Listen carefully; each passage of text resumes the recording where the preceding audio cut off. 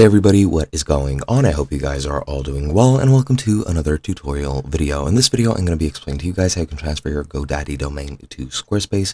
So let's get right into it. Now for this, since I don't have a GoDaddy domain, I'm going to have to use this Squarespace Help Center article. It's just called Transferring a GoDaddy Domain to Squarespace, and let me just speed through these steps really quickly. Now the first thing you're going to want to do is log into GoDaddy, go to your domain control center, log into your account, and under domains, click the domain you want to transfer. After that, in domain settings, scroll down to the contact information, then click edit and review the information listed in the administrative tab.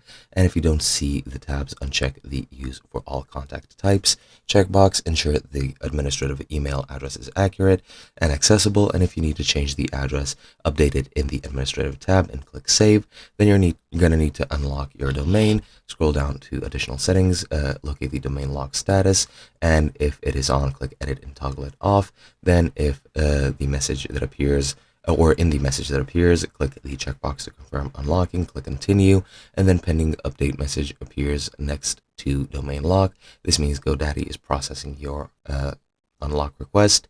Then to complete the transfer, you need to get an authorization code. You need to go into additional settings, then click transfer domain away from GoDaddy, click continue with transfer, click to see the authorization code, copy that code to the clipboard and save that somewhere safe to use for later. Now, once you start the transfer, you're going to need to open up the domain panel in Squarespace by going into here, then go into domains, and then you're going to click use a domain I own, and then enter the full domain name in the domain field. Click transfer domain, and in the authorization code field, you're going to need to paste the code we've saved previously. Then you're going to need to review and confirm the registration details.